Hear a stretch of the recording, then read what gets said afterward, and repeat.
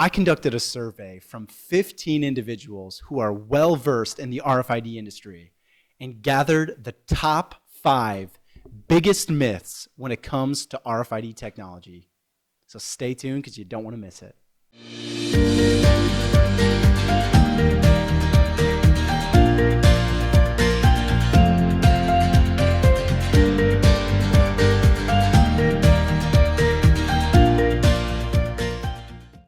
Myth number 1, read range of passive RFID tags. I'm going to refer primarily to passive RAIN RFID tags, UHF technology, because that is about 90% of the business that I come from and have the most experience with. When looking at RAIN RFID technology, many individuals think that they can tag an item and read it from 500, 600, 1,000 feet away. Or they want to tag an item in a building over there and read it all the way from over here. Passive RAIN RFID tags do not behave like GPS tags to where you can read them at all locations all around the world.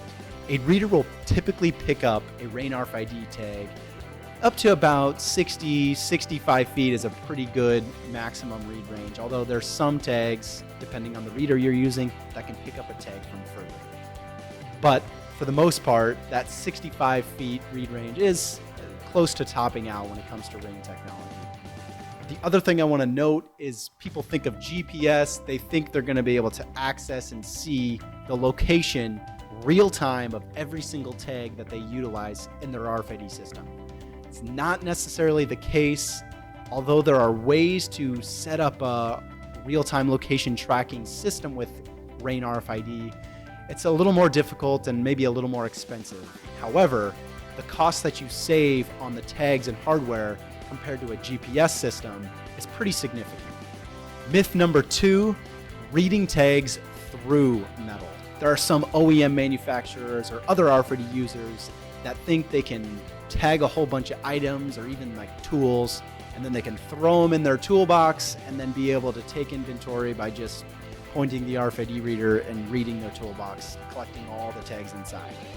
Well, coming back to the way RF performance works and some of the limiting factors, metal is a reflector of RF, which prevents any RF from protruding through the toolbox, blocking any RFID tags from being read.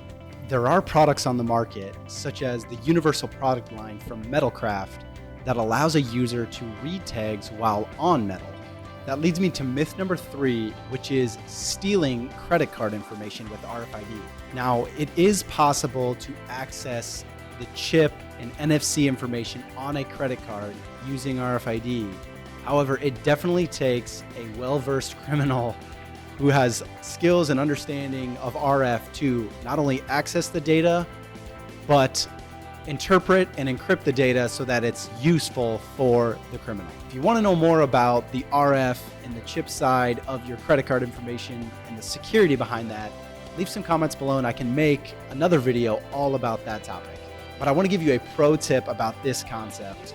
We have all inevitably been on Amazon and seen an ad or something for those new minimalist wallets that are advertising RFID blocking technology. Based on the last myth, it's utilizing the same concept of using metal to block out RF from entering into, in this case, the credit cards. So all these wallets have is a metal component on the outside of the outsides of the wallet, which prevents the RF from actually getting in and reading the credit cards. The same principle of not allowing RF to read through metal.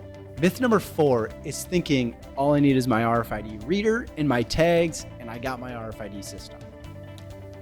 While those are 2 very important components to an RFID system, arguably the most important is the software that's making this whole system work collectively as a unit. Yes, you can certainly buy a reader and buy some tags and tag your items and use the reader and start scanning them, but what good are those scans if you don't have a means to organize all the data that you're pulling in from the reader scans? RFID software is critical to the success of any RFID system.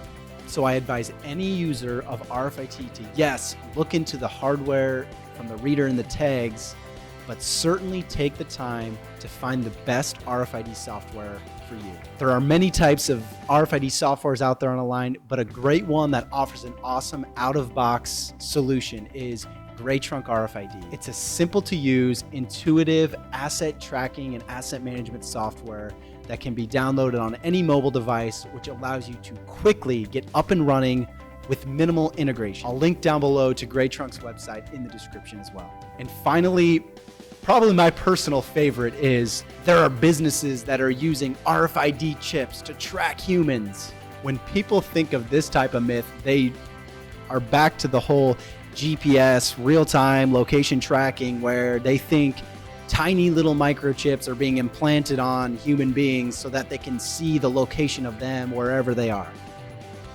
Once again, it does correlate very much to the very first myth about read range and the passive capabilities of that RFID.